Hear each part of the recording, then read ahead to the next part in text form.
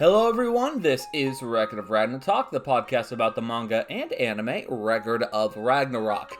Round 9 comes to a close. Record of Ragnarok Baseball. Do we already know who's partaking in Round 10?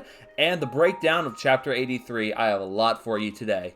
The Japanese baseball team, the Hashin Tigers, have won the Japanese series the first time since 1985, essentially ending the curse of Colonel Sanders.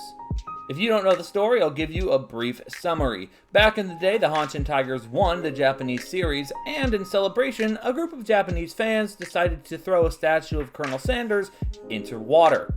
The Dotonbori River was blessed with the presence of the statue of the fried chicken entrepreneur in 1985 when the Hashin Tigers won the series. It was recovered in 2009, hoping to end the curse of the Hashin Tigers never winning another series in Japan ever since that statue was thrown in. In the West, we have the curse of the Bambino, and in the East, they have the curse of Colonel Sanders. But, much like the Cubs' losing streak in America, the curse of Colonel Sanders has officially come to an end with the 2023 victory. Now, what does this have to do with Record of Ragnarok? Well, one of the illustrators of Record of Ragnarok, Fukuita Kumi, on Twitter, decided to post a photo of Brunhild holding the flag of the Hashin Tigers baseball team. So, congratulations to the Hashin Tigers. Brunhild appears to be a fan, so I guess we all have to be fans now. It's been about a month since my last episode, which means we have some birthdays to celebrate. Tatsuhisa Suzuki has his birthday right now on November the 11th. He is the Japanese voice actor for Shiva, who, funny enough, shares the exact same birthday as Sean Rohani, the English voice actor for Shiva. So happy birthday to both of you.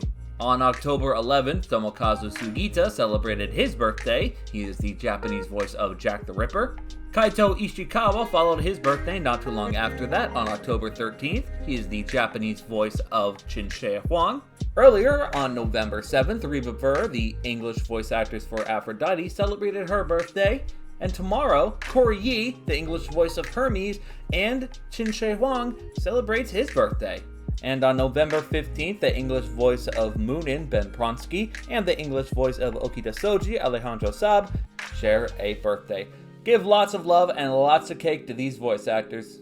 Now, with the pleasantries out of the way, I must say I think Chapter 83 did an excellent job wrapping up Round 9. Although Round 9 was short, it really ended with a bang. Moonlight of Artemis used by Apollo might be one of my favorite new techniques, and Apollo might be one of my new favorite gods. I don't know if he's going to be better than Anubis. My money's still on Anubis being the best god, so we're going to have to wait and see for that.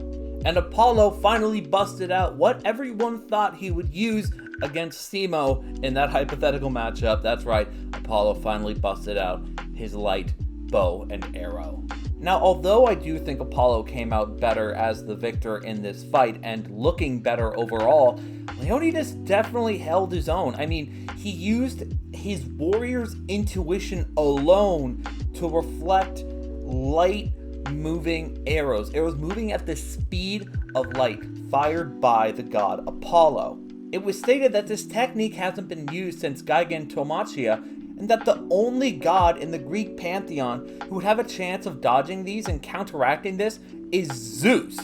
Zeus himself. Zeus, who can move faster than time, is the only Greek god who can move faster than Apollo's arrows, and Leonidas just deflected them right back at Apollo.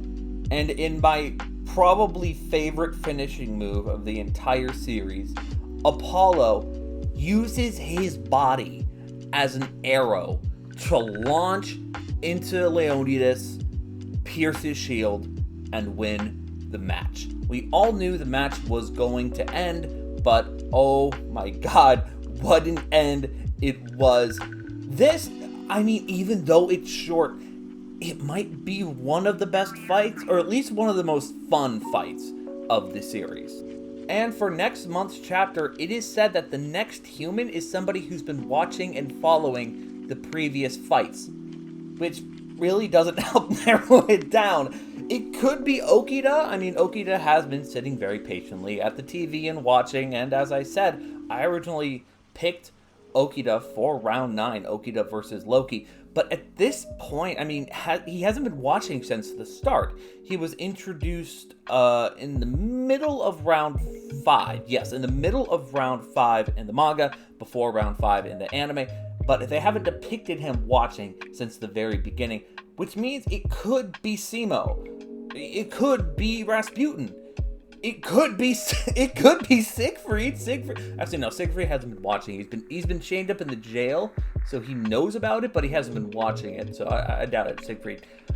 Man, it could be anyone. I am hoping it's Simo, because I am almost certain that the next human to fight will win.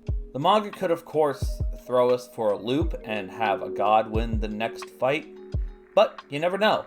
And that is something I love, yet also find it disturbing about this manga, is that I never know what I can expect. But whatever happens, I'll do my best to make sure I tell you guys all about it. Thanks for tuning in.